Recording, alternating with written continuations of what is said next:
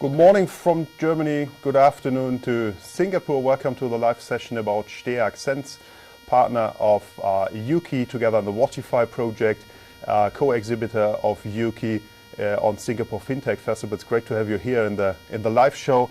I'm Moritz, I'm head of energy systems and business development in STEAG Sense.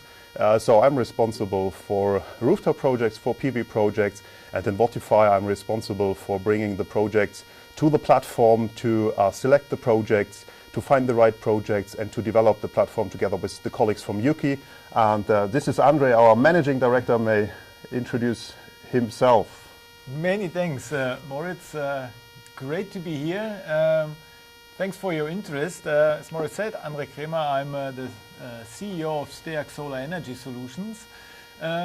We're together now already active in this renewable sector since, let's say, end of 2010 or Moritz even 1-2 years longer. So at least we assume that we can talk now at length about renewable assets, renewable energy, and we are pretty confident that there is a thorough and sound experience in this segment. Yeah, what we would like to do in the next, let's say, 60 minutes, depending on how we want to dive in, or if there are any questions coming from your side, is to give you a brief idea where we come from, what the story of STEAG Sense is, and also what projects perhaps we have done in the last years. Perhaps you can give you some examples of it. And then give you an insight what is important about project development in PV, what is important in project EPC, so building PV plants, actually how you can see if a plant is developed in a good manner and erected in a good manner, and then what leads us to the wattify platform to see whether who wants to invest in which kind of projects. Let me say now we're starting with PV projects on wattify, but we're not limited to it. We've seen a lot of really brilliant renewable energy and impact projects which we will open the platform up for. But talking about, you mentioned our experience in renewables. I've been in renewables for, let's say 15 years now. I think it's, the same time about roughly for you, and STEAG Sense is in renewables, especially in PV, since 20 years already, almost. What have we seen, Andre, when you started in the company? What was the average size of a PV plant? Can you remember that?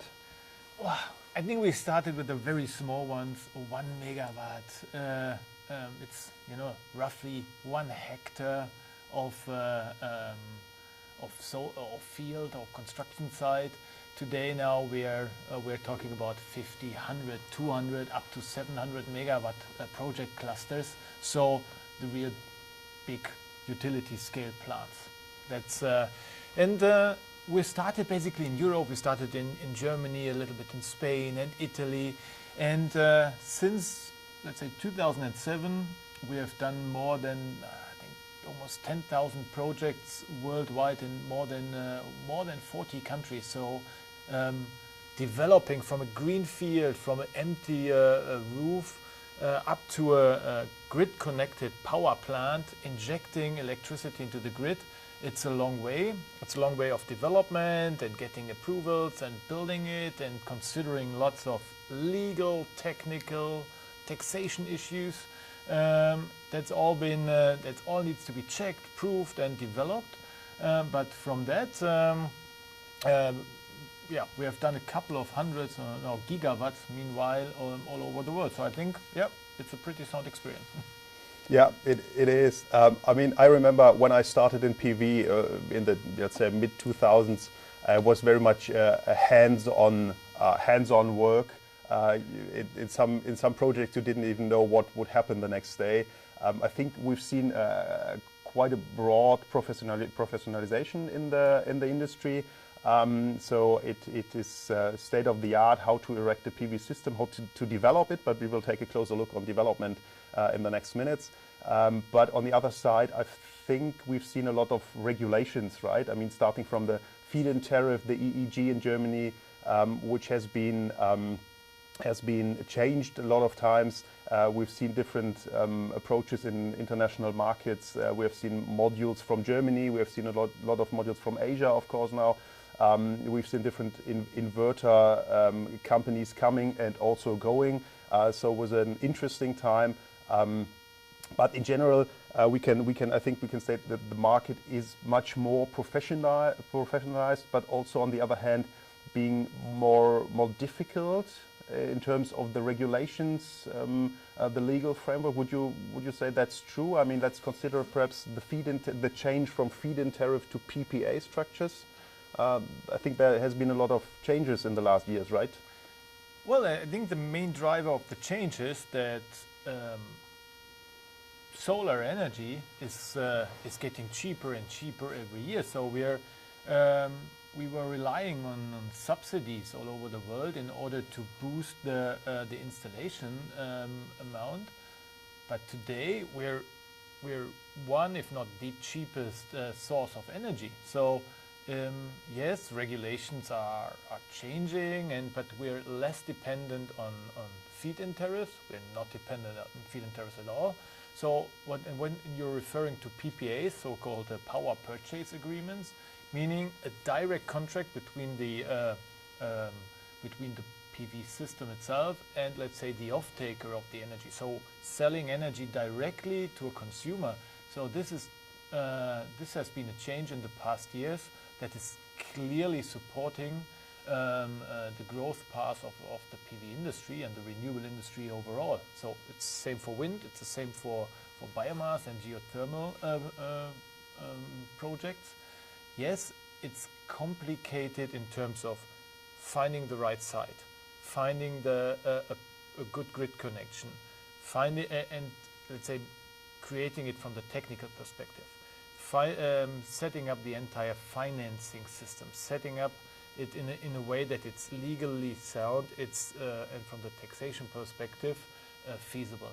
So this entire framework needs to work. So there are many bits and pieces in the development and installation of a PV plant that needs to be considered. And yes, there are still many people out there thinking, oh, it's just, it's an aluminium or steel framework, some panels and inverters, some cables, easy doing, just put it together, assemble it and sell the energy off. And then the surprise comes at the latest at grid connection date, if not earlier, or sometimes a couple of days later.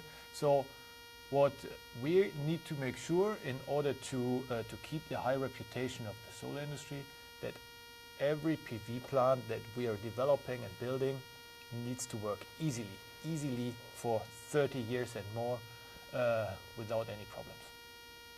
I would suggest that we take a closer look in the lifetime of the PV project. I mean, I think some people in the audience are from the finance sector or from the digital sector, but not from PV. So I would say let's have a closer look into the project development, the EPC part, and then perhaps take a look into how you figure out if a project is a good one or not. And which hints we probably can give people to decide this is a good project, or I might to have take a closer look on the components which have been used, or the engineering, or even the development, the due diligence. So we should take a closer look on that, and also perhaps in the end explain why we think on the platform which we will quickly expand to other technologies rather than PV. Why we think from our engineering expertise, also from our colleagues from STEAG, we think we are the right people to do that part in the whole project. But first of all, I think it would be a good idea, after a quick introduction and some deep insights already, to wrap up a little bit what the wattify story is about, to get everybody on the same page here. And then get into the explanation which I've described. So wattify, as we said in the first statement, is a corporation of STEAG Sense, an EPC provider from Germany, Würzburg, and Yuki from Amberg. Yuki is a blockchain technology company coming from the digital side. We are coming from the PV side. And we decided to join forces in forming wattify GmbH to create a crowd investment platform which allows people starting from €1 to invest in, first of or PV projects, and then later on other renewable and impact projects via that platform with a direct invest in those projects, and which is what is new to that. It's a fully tokenized, blockchain-based approach. So what we basically do on wattify, we bring together investors on one side willing to invest in impact projects, but anyway getting a return starting from €1, and people having projects which they are looking for money for, to fund them, to make them happen. We will bring them together on a crowd investment approach. And what is crucial here, as always on platforms, is to have the people willing to invest. And we think this is a huge community to date, because people are looking for good investment and people are really looking for impact stuff. And on the other side, we as Sense have a lot of projects which we will bring on the platform to start off with, looking for investments here. But the big question, as always, will be, do we have the project? Do we have the people? And how can really people decide whether a project is a good one or not?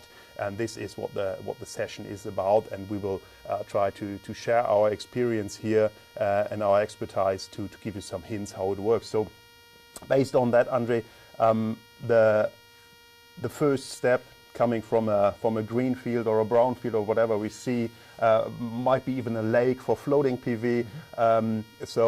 What are the first steps in the project development? Perhaps we can divide it into the technical and the legal financial approach. So for the technical perspective, on the very high level, what are the main things we have to cover here? First thing what we are doing is check the location. So is the construction site accessible? Is it rather flat? Or is it directed towards at least the south? In the best case, towards the south, on the northern hemisphere, at least, or to the north on the southern hemisphere.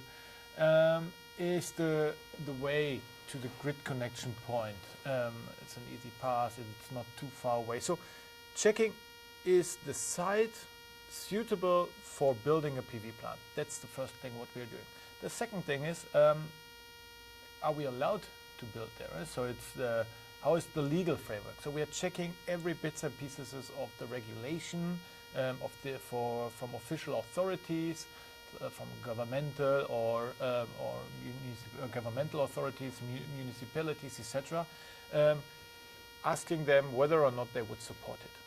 Then we're accessing the grid operator, the utility, asking whether or not they would support an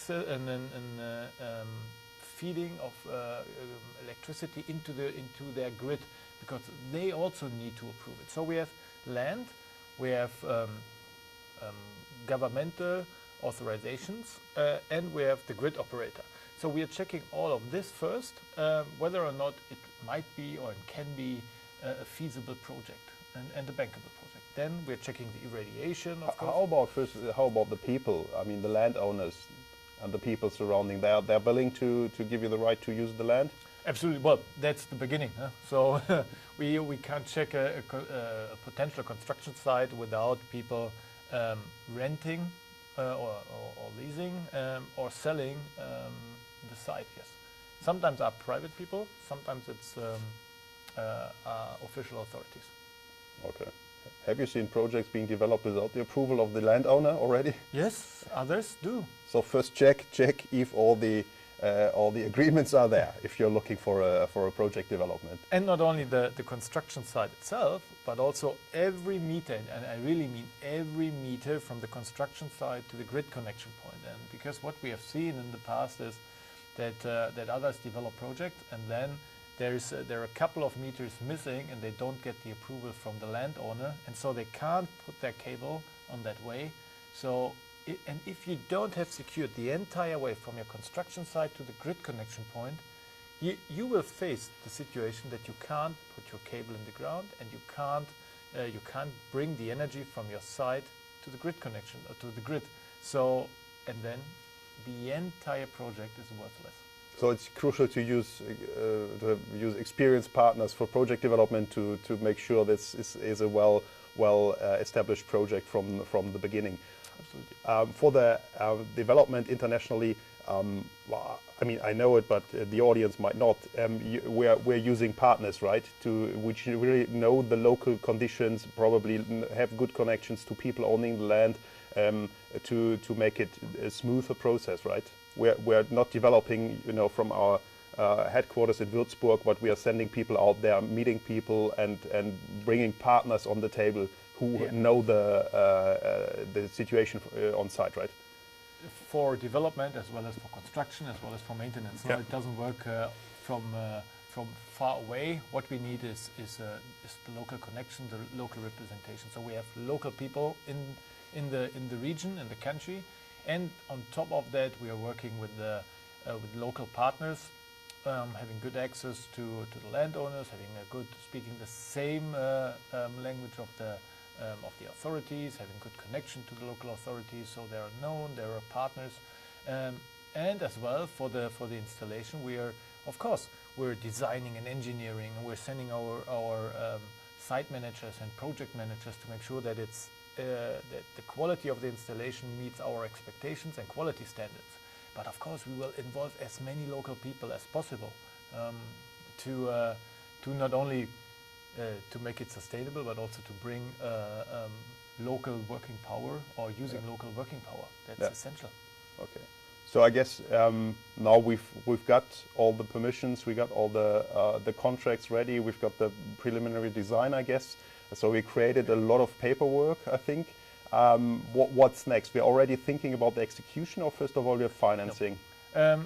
Let's go one step back, because even though we have checked everything and we have official approvals, what we are using then are reputable external law firms in order to go through the entire data room again and check every bits and pieces, not only the document itself, but also how the document was created, in order to make sure there's no fraud, there's no document in there that has not been received on a legally and official way.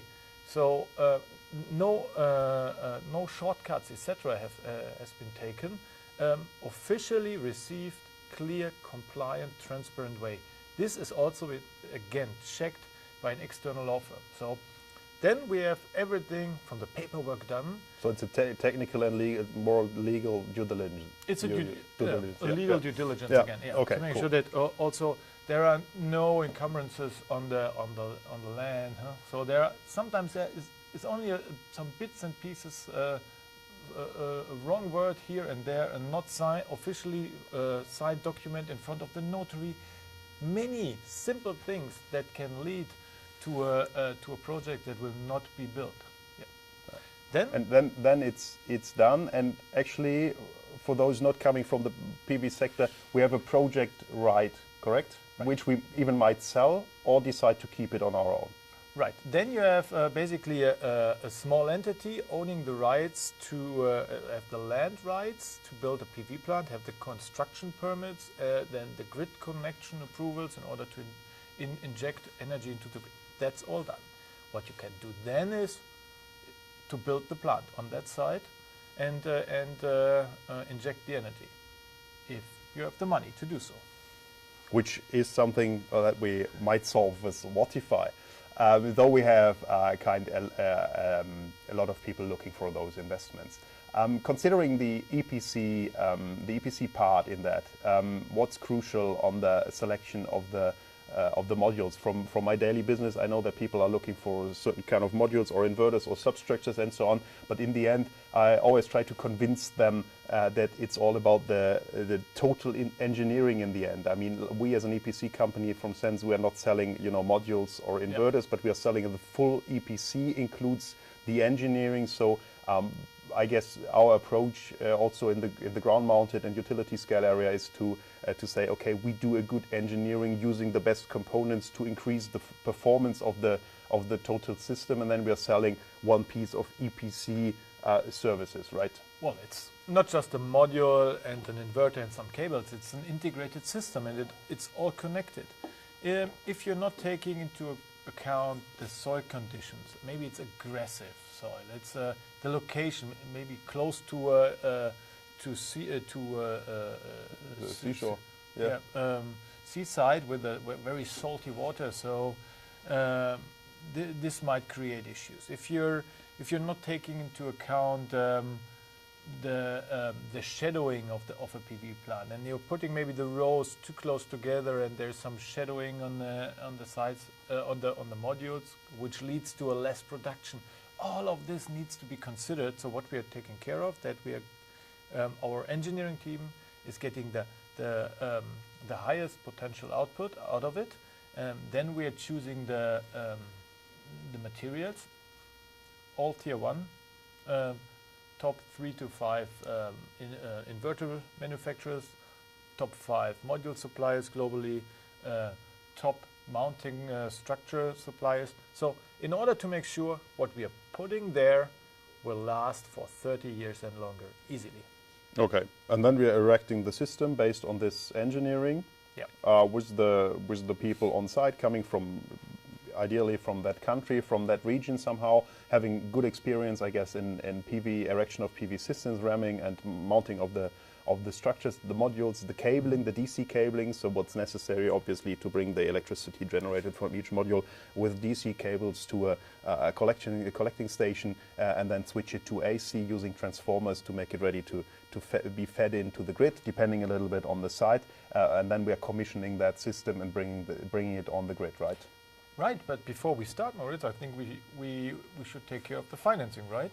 That would be a good idea. And what is the usual case is you take some of your equity, and then you go to a multilateral bank usually and asking for the senior debt, and they say, well, let's check the site, let's check the output, let's check is there a feed-in tariff, or how is the remuneration scheme? Do you get money from a private person? Do you get money from a corporation, from a company like Amazon, or big supermarket chains, etc., global players here, or do you get money from the government, or do you just sell it to on a merchant market base? And depending on this, you get a higher or lower senior debt, higher or lower gearing. And in the end, this is bringing us to the problem that for utility scale power plants of hundreds of megawatts, so saying 100 megawatt PV power plant, you need to have 60, 70, 80 million euros in order to get it to install a turnkey basis and inject the energy. So with 20% equity, you're somewhere around 15 to 20 million easily of equity. And not many investors are capable of putting 10 to 20 million of equity into a PV power plant, which brings us to the problem that most of the plants are sold to international funds, big players from the financial sector. Mm-hmm. And I think, Moritz, wattify can change this. For sure. So I think we should take a closer look how this would be working on the wattify platform. I mean, we've gone through the project development process, we've gone through the EPC process. I think it's good to mention it always makes sense to have operation and maintenance on those parks. So you need someone who's taking care whether the park is producing or not, and producing in the somehow in the corridor which is expected from it, or if you might change modules or do some AC works or DC works or whatever is needed, mowing the grass, it's all needed on the plant. So that might be useful to have an O&M contract, and we know that from the projects that the parks having.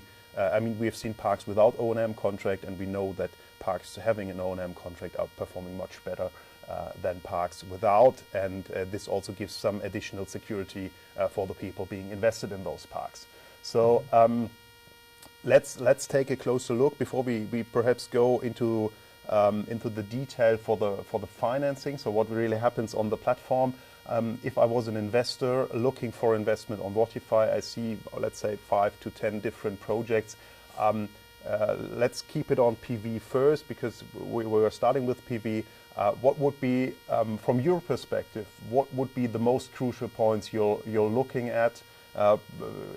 I guess interest rate would be one of them, but for sure there might be others from your perspective as an investor, but also from your perspective as an experienced PV guy. So you might check the documents with another view than other people. So let's give some hints to the audience.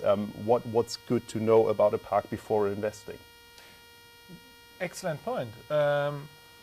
Being, let's say, in this industry for a while now, I would not look at the interest rate first, because I would. It's not irrelevant, I'd say, but it's less relevant because the most important thing is that you get the money. So you need a secure asset, and how you check it? You check has the PV plant gone through an official legal due diligence by a reputable law firm? Mm-hmm. Has there been, so it's confirmed that all approvals and is secured. Is land secured? Is the construction permit secured? Is there a grid connection approval? So these are, let's say, the basics. And very important, is there a positive environmental impact assessment? Many countries in this world insist on an environmental impact assessment in the course of a project development, especially for ground-mounted utility-scale plants. So, construction permit, land secured, environmental impact assessment ready, grid connection approval. So, then you have the land, you're usually fine with the governmental issues, and you're allowed to inject energy. If all of this is ready and secured, check. These are the first 4 to 5 items I would check. Right. Yeah. Then duration, and what's the remuneration scheme? So how does the project earns money? With a feed-in tariff? Perfect. With a PPA, a private power purchase agreement. So meaning then you need the duration again. Usually you have it for 5 or 10 years, meaning that at least you have for 10 years a take or pay clause. You produce the energy and sell it off to a PPA partner who consumes the energy and pays for it. No matter if he uses it or not, as long as you're producing, you can sell it off. So then you have land, legal authorities, grid, and remuneration scheme. Okay. How about the people involved, or the partners, or the engineers? Reputation, is that, how important is that for you? Highly. Okay. So the project itself is legally sound, and all permits and approvals are checked. Then we need to make sure that the project is installed in a correct way and manner, in a state-of-the-art, high quality. Because it doesn't bring you anything if you're placing your money somewhere. It's perfectly developed. You have all processes, but the project will not make it till the 10th anniversary. So we need to make sure that there's an EPC partner involved and an O&M partner, because you want to keep it on a high performance level.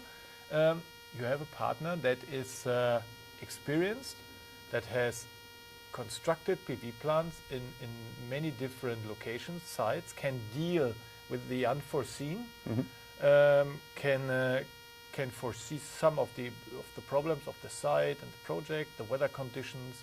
We have built in a Mongolian desert with -50 degrees. We have built in Africa. We have built in Latin America. We have built in Siberia.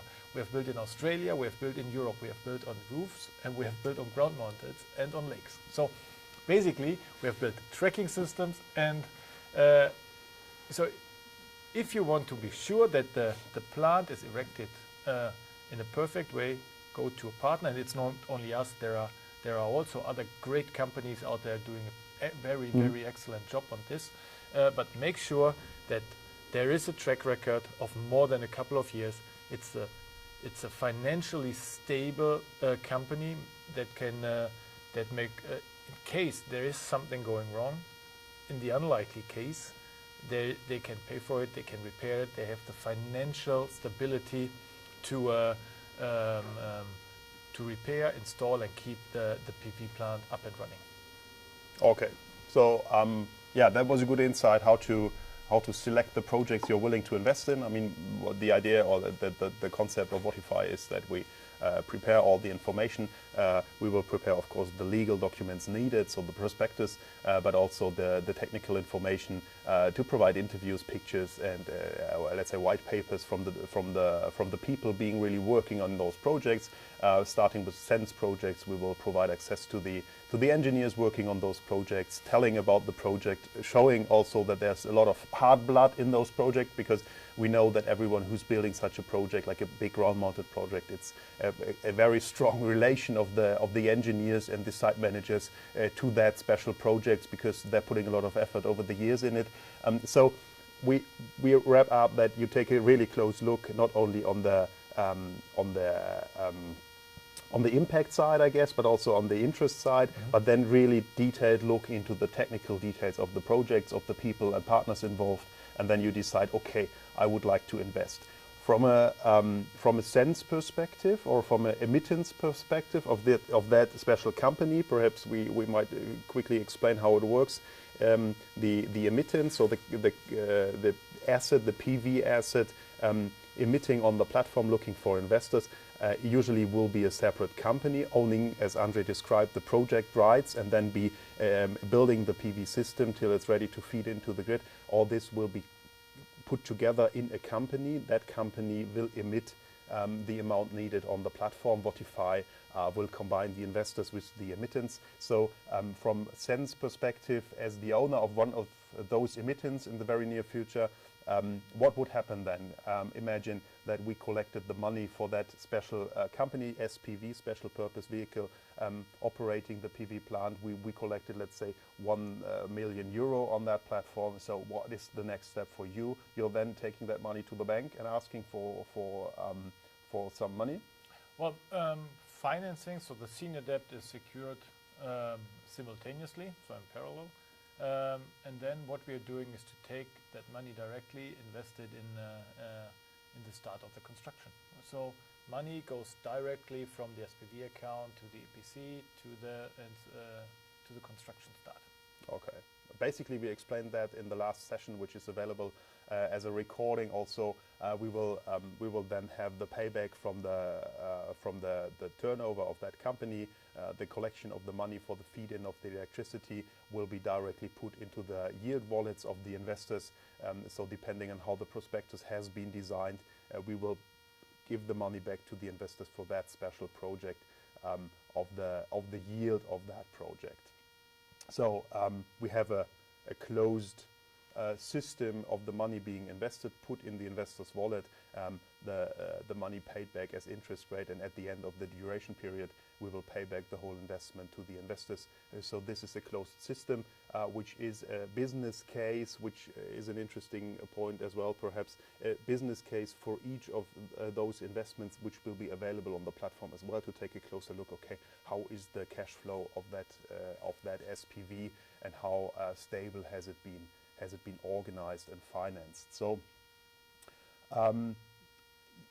what's the main idea if you as a private investor are looking on the platform? What type of projects are you looking for? First of all, sustainable, renewable projects.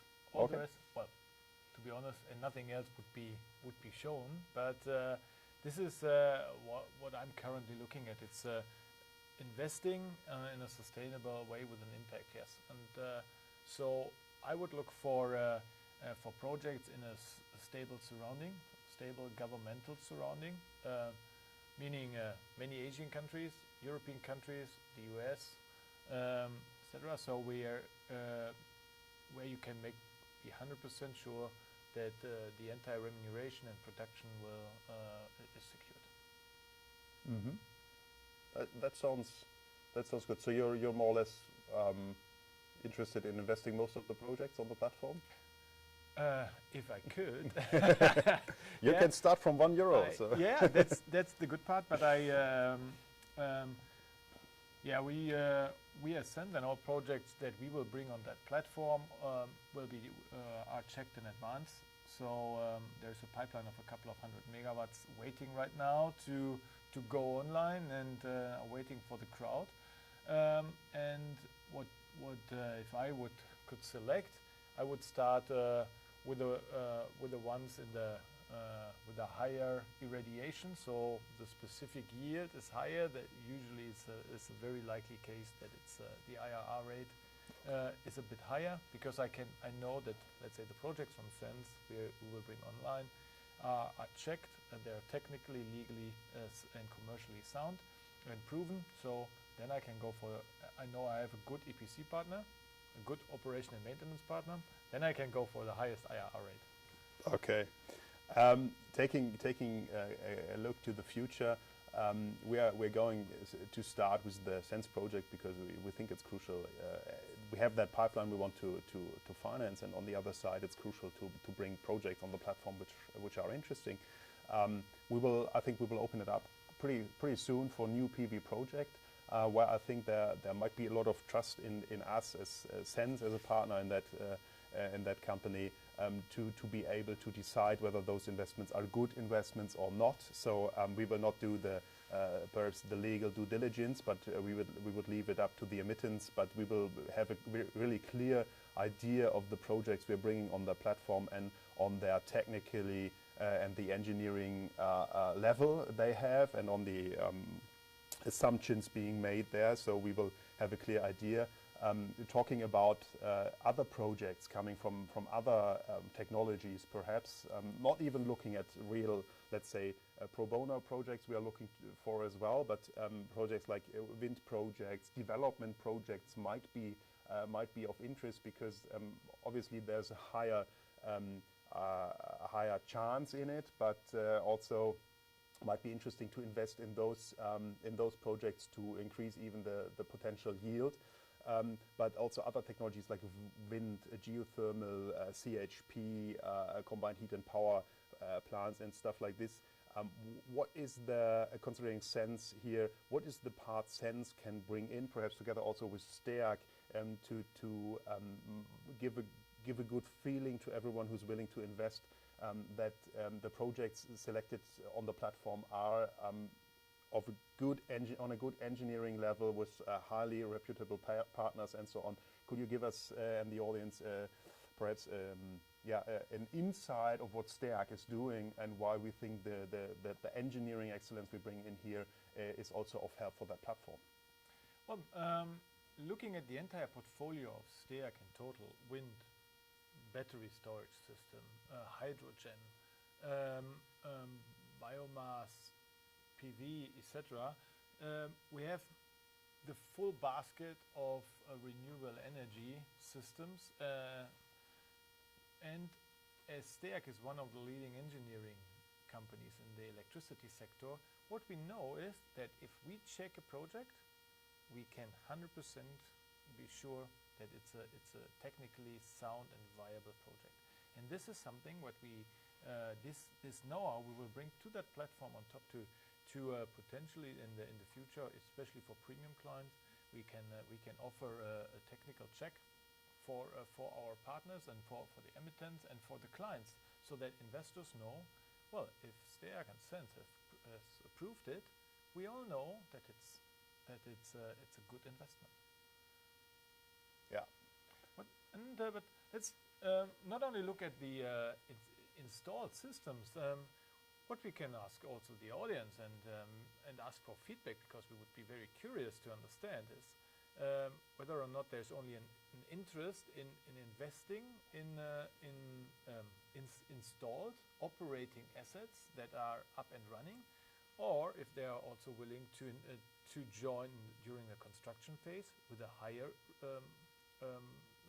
rate of return, or even in the development phase. So let's say we're talking about bringing a couple of projects that are on a greenfield. There are about to start in the development, or they are in the development process, so they might succeed, but they also might fail, and whether or not there is a high interest of joining and supporting and investing in these kind of projects, because the IRR rates are far higher than for operating assets. Higher risk, higher return.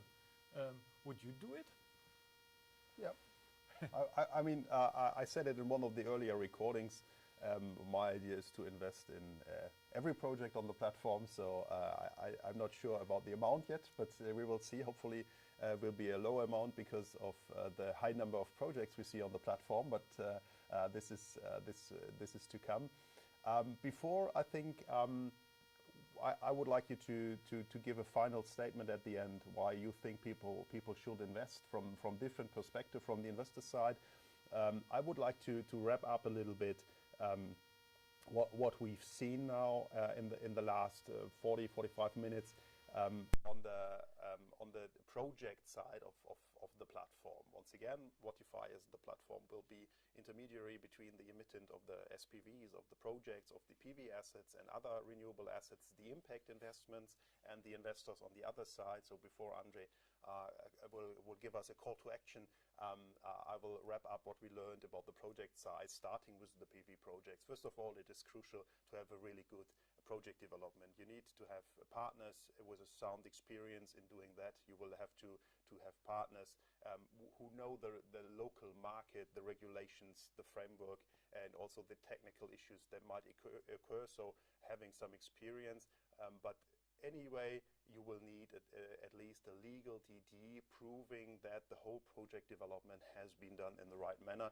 There are no surprises which will occur in then the erection of the PV system. Once this is done, you have a proof, a concept, approved project development done, and you're ready to build that project. You will then have to provide a good design from a technical perspective, select the right components. Usually the EPC provider will be able to select the right components and integrate them in the engineering done by the experts, and then you are, once the design is ready and the procurement has been done, you're ready to erect the system, connected to the local grid. Then it's ready to operate, and you will generate electricity and receive money from either the utility, the grid operator, the PPA partner, or the direct. We didn't talk about self-consumption yet, because in the huge scale project it's not that big issue yet, but anyway, to receive the money from the partner you have on the other side.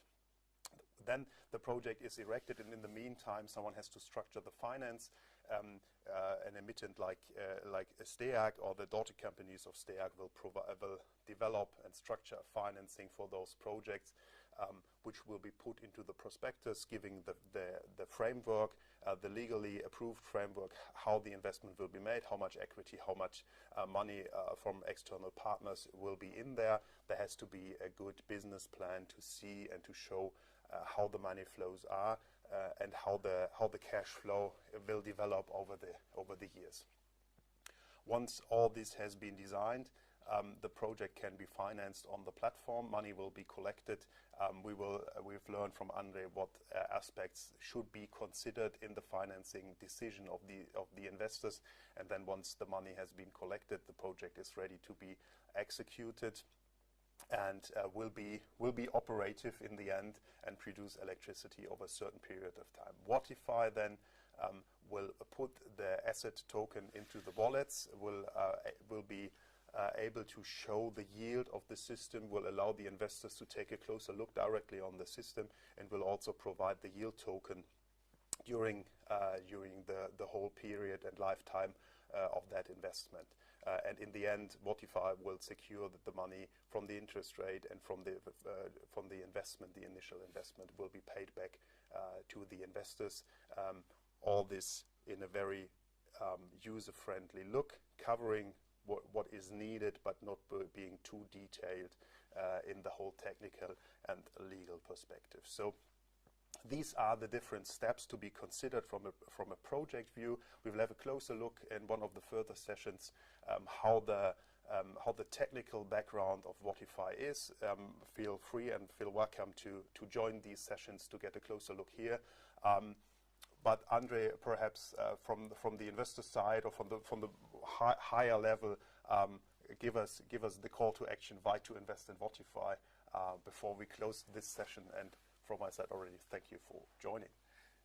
Well, let's look at the alternatives right now. What can you do? I mean, you have money you can invest in cryptocurrencies, you have shares, etc. But then you're coming back at home and checking the news and seeing, well, there's global warming,